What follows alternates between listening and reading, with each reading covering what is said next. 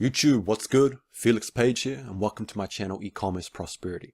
Now in this video I'm going to talk about why you should dropship high ticket or higher priced items instead of the lower priced items that you find on Aliexpress. So let's get it. So for those of you that are either experienced or beginning in dropshipping, let's talk a little bit about the current situation. So low ticket dropshipping, the future of it is just getting trickier. It's just getting harder to start. And the main reason for that is simply because of this point I have here. It's simply because of the low barrier to entry to the Aliexpress and Shopify dropshipping model. And as a result of that, that means that there's more competition growing daily. And as the competition or the sellers are growing daily and they're using Facebook's advertising platform, as a result, the advertising costs are continuing to rise. Now, not only that, but recently Facebook has released some documentations surrounding the dishonesty of dropshipping using AliExpress. And this is my own personal theory from what I've seen happen to a few ad accounts from others I know in the scene. But I think that Facebook is going to start heavily penalizing dropshippers, especially those ones that are not actually, they're not creating any of the content themselves. They're literally ripping all the images from other merchants, or they're taking their videos from elsewhere. So with that being said, it wouldn't make total sense to jump into a business model if the future is looking rocky with the current situation it's in now. So with that being said, the solution is high ticket drop shipping. So drop shipping these higher priced products, but instead of using Facebook, instead of using Facebook's advertising platform, go straight to Google using Google AdWords. Now, the difference between Google AdWords and Facebook is that you're targeting the qualified buyers. See, with Facebook, they're not qualified. They're people that are browsing on the social media platform, they're enjoying themselves, and they see your ad and they get captivated. But they're not actually actively searching for products on Facebook. It just so happens to be a pattern interruption. Say someone's jumped onto Google and they've typed in men's bracelets shop online. Then their buyer's intent is much, much higher. Therefore, if your ad shows up, they're more likely to actually complete a purchase with you. Makes sense? Now, with Google itself, they actually have a variety of different ways you can advertise. And one of them is called the product listing ads. And what this does is this displays your price on the ad so that anyone who actually clicks on the ad, they're going to have even more serious intent in buying. So I'm going to show you exactly what that looks like. So we jump over here and we use the men's bracelet example. So using the example before with the men's bracelet, which isn't actually a high ticket product example I'd suggest, but it's just what came to mind for the sake of this video. So if I was an individual and I typed in men's bracelets shop online, then I obviously am displaying a higher buyer intent than someone who clicks on an ad they see on Facebook. Now, see these brands here. You've actually got AliExpress there, but you see you got ASOS here, you got Oren Brothers here. So these particular merchants here, these online stores here, they are targeting for this particular keyword because they want to get those people with the buyer's intent showing up for their ad. And you can see it's got the ad right there on the right side. Now, if we take it a next step further, we've got the PLAs here. So these are the search ads. These are the PLAs, the product listing ads.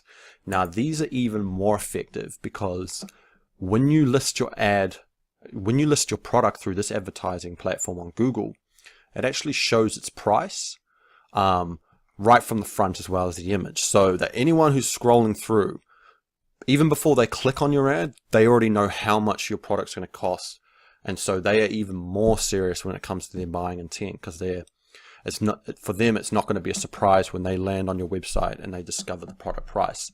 And the beautiful thing about Google is that you only pay cost per click, whereas with Facebook and Instagram, you're paying by the impressions.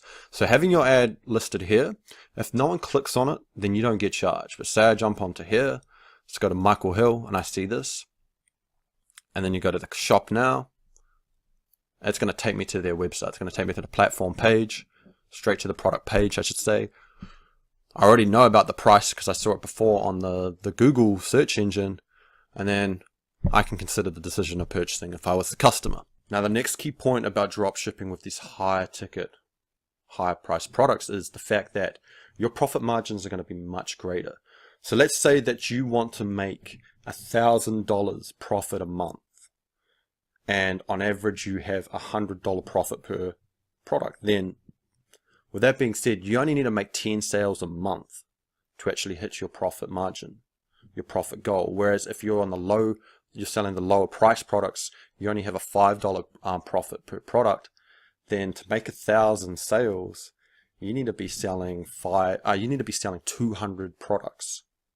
And so the volumes are much greater. The volumes are much different. So with low ticket, you need to focus on volume, whereas with high ticket, you only really need to focus on the profit. And you can do less volume and still make significant strides. So realistically, you can put in the same amount of time and effort acquiring a new customer with high ticket versus low ticket dropshipping. But the profit is what makes it so much different. So if you're going to put all this effort into gaining 200 sales a month, you might as well try to get as much profit out of that as possible. So to summarize this video, to wrap it all up, if you're brand new to dropshipping and you're still trying to get your head around everything, this is a strategy I think you should seriously consider. So rather than go with the Aliexpress model, start dropshipping with the higher ticket products. Now you can actually find some of these high ticket products on Aliexpress, but for the best high ticket products, you want to go with merchants and suppliers in the United States and Europe, in the United Kingdom, whatever is the market you're going to serve to. Now inquire through them. That's actually going to take a longer process. You're going to actually reach out to them. You're going to have to go through their process to get approved as a certified reseller.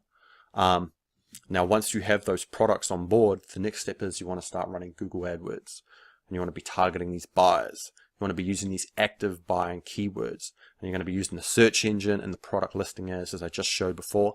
And then when you're retargeting, that's where you can introduce Facebook. You can capture them again a second or third time if they didn't purchase on their first visit to your store. And not only Facebook, but you can use the Google display network, which is the ads they show on different websites. And pretty much what happens is that ad's going to follow that user around while they're browsing on the internet. So that's it for this video. Again, high ticket, you're not focusing on volume. You're making significant product per sale. Less sales means less management, which means less customer service, which means less of your time and resources, as opposed to the low ticket dropshipping model of Aliexpress. You really need to focus on volume in order to be making significant profit. So that's all from me in this video. I hope you enjoyed it.